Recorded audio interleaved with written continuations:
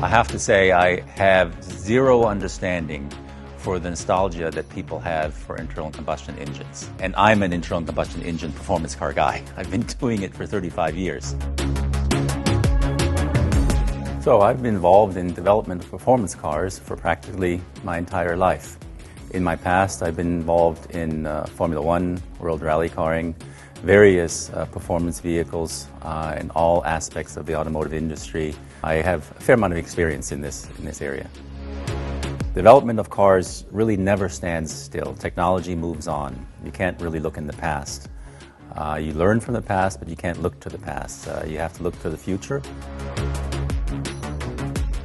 Before you actually build a car, you have to do paper studies. You have to figure out exactly what do you want to actually achieve, what is your goal. And we do that on the one part by measuring competition. What do they achieve? Figuring out, can we beat that, what the competition has already done? Because it makes no sense just to repeat what's already on the marketplace. So we also always want to be better. And then once you've done that, you have to decide what is the character of your car. A car really has character. I remember one of my colleagues once said, and had a pretty emotional argument with his chief engineer, that a car has a personality. A car has a soul. And if you're a car enthusiast, perhaps you might agree with that. Through the 2.5 years or 3 years that we're working on this car, we constantly refer back to the character map to measure ourselves against that. Are we on target, or have we deviated? Character map tries to capture that character, that soul of the car a little bit. What does it sound like? What does it feel like? What is it that you want to achieve in this new product that you're working on? We were lucky in that we had a good starting platform. The NE is already itself a very successful car, one of the leading EVs in the marketplace. We look to see what we can do to improve and make IONIQ 5 a real N vehicle. We've made some pretty significant internal body changes, some suspension mounting point changes, and that'll help the performance of the car. And as I said, the external changes are driven primarily by aerodynamics and by styling.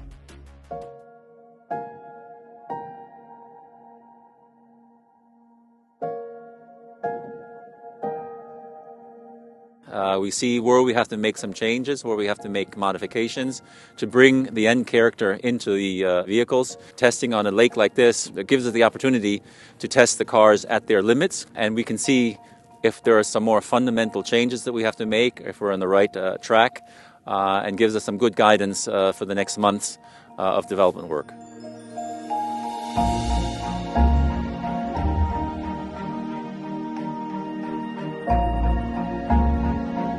I like testing. I just like driving cars. Doesn't matter where. So the big challenge for EVs is, of course, vehicle weight. We're significantly heavier. All EVs are significantly heavier than internal combustion engine. So we have to look at where are we on the weight, what the weight distribution is, what's the center of gravity. N already benefits from a lot of efforts done on the basic IONIQ 5 for weight reduction. But our focus is making sure that the powertrain is where it needs to be with respect to response and drivability. And of course, what the N variants are very famous for is the steering, the ride and handling, and that's really been a major point of our focus. One of the things that is of great advantage on an EV, N, is the powertrain performance. It's of no comparison to internal combustion engines. But EVs offer so much more capability, so much more performance, so much better response. It's a different world.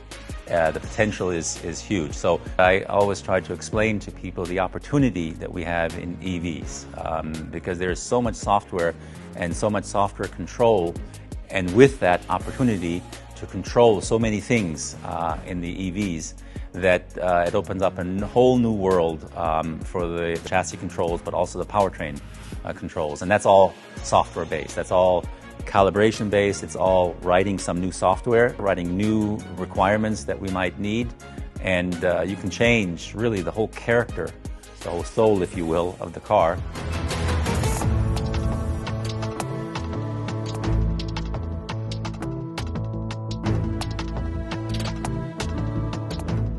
A car, any car, is really a complete system.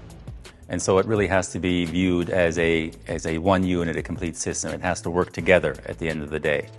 But of course, the individual systems are already highly complex. Steering, suspension, performance of the vehicle, the stiffness of the vehicle is very important. Body items are very important.